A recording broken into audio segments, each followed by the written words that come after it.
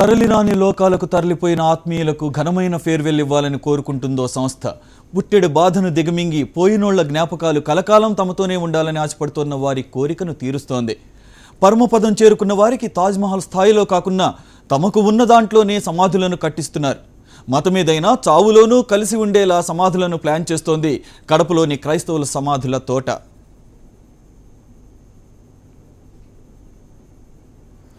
బతికి ఉన్నప్పుడు ఒకే చోట ఎంత అన్యోన్యంగా ఉన్నారో చావులోనూ అలానే కలిసి ఉండాలనుకునే వారి కోరిక మేరకు ఒకే చోట సమాధి చేసేందుకు స్థలాన్ని కేటాయిస్తున్నారు. ముందు ఎవరు చనిపోయినా వారి సహచరి కోసం పక్కనే స్థలాన్ని కూడా రిజర్వ్ చేస్తున్నారు. అందుకోసం ముందుగా రిజర్వేషన్ చేసుకుంటే సరిపోతుందని అంటున్నారు. వేద మంత్రోచ్చరణల మధ్య మూడు ముళ్ల బంధంతో ఒక్కటైన జంట చావులోనూ కలిసి ఉండేలా చేస్తోంది క్రైస్తవుల సమాధుల తోట. కడప జిల్లాలో రిమ్స్ ఆసుపత్రికి వెళ్లే దారిలో ఉన్న క్రైస్తవ సమాధుల తోట గురించి ఇప్పుడే చర్చించుకుంటున్నారు. అడ్డదిడ్డంగా ఖననం చేస్తున్న శవాలకు అక్కడ స్వస్తి పలుకుతున్నారు. చుట్టూ ప్రహరీ గోడ ఏర్పాటు చేయడంతో పాటు సమాధులకు లేఅవుట్స్ను ఏర్పాటు చేస్తున్నారు. ఇళ్లకు ప్లాట్లకు ఎలా అయితే మార్కింగ్ చేసుకుంటామో అలానే సమాధులకు మార్కింగ్ను ఏర్పాటు చేస్తున్నారు. ప్రతి సమాధికి సంఖ్యలను కేటాయించడంతో పాటు ఒకే వరుస క్రమంలో ఏర్పాటు చేయాలని, ఎన్ని సమాధులు ఉండాలనేది కూడా నిర్ణయిస్తున్నారు. బతికి ఉన్నప్పుడే కాదు మట్టిలోనూ తోడు నీడగా ఉండేలా చర్యలు తీసుకుంటున్నారు. ఎంతో అన్యోన్యంగా భార్యాభర్తలుగా కలిసి జీవించినటువంటి వారు తమ ఈ భౌతిక జీవితానంతరం సైతం వారు కలిసి ఒకే చోట ఖననం చేయబడాలి, లేక ఒకే స్థలంలో వారు సమాధి చేయబడాలి అనే ఆలోచన, ఆశ, కోరిక కలవటువంటి వారికి మేము కడప క్రైస్తవుల సమాధుల తోటలో ఒక సదుపాయాన్ని ఏర్పాటు చేశాము.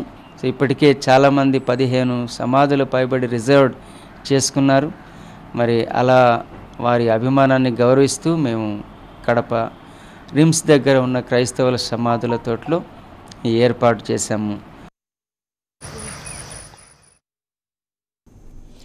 భార్యాభర్తలు చనిపోయిన తర్వాత పక్కపక్కనే స్థలాలు కేటాయించేలా రిజర్వేషన్ విధానాన్ని కూడా తీసుకువచ్చారు. నిర్వహణ ఖర్చులు చెల్లిస్తే చాలు ఎన్నేళ్లైనా సమాధి స్థలం వారి పేరుతోనే రిజిస్ట్రేషన్ అయి ఉంటుంది. భార్యాభర్తలతో పాటు కుటుంబ సభ్యులకు ఒకే చోట సమాధులు ఉండేలా వెసులుబాటును కూడా కల్పిస్తున్నామని నిర్వాహకులు అంటున్నారు. 2 ఏళ్లలో 15 మంది వరకు ఇక్కడ రిజర్వేషన్ చేసుకున్నట్లుగా తెలిపారు.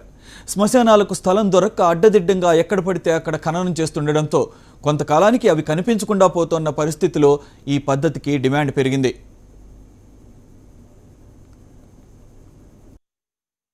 మరి ఈ లోకములో మరి దేవుడిచ్చిన జీవితములో మరి భాగస్వామిని, భర్త కావచ్చు లేదా భార్య కావచ్చు, అక్కడ ఇంతవరకు కలిసి నడిచారు. మరి తర్వాత జీవితాంతరము కూడా మనం కలిసి నడవాలని ఒక గొప్ప ఆశ కోరికను కలిగి ఉంటున్నారు.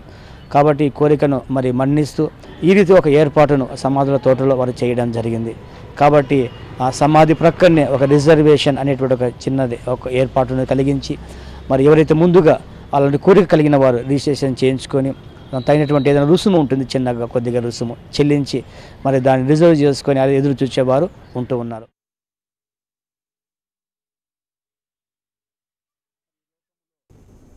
ఇప్పుడు ఒక షార్ట్ బ్రేక్ తర్వాత జీవన రేఖలో కలుద్దాం.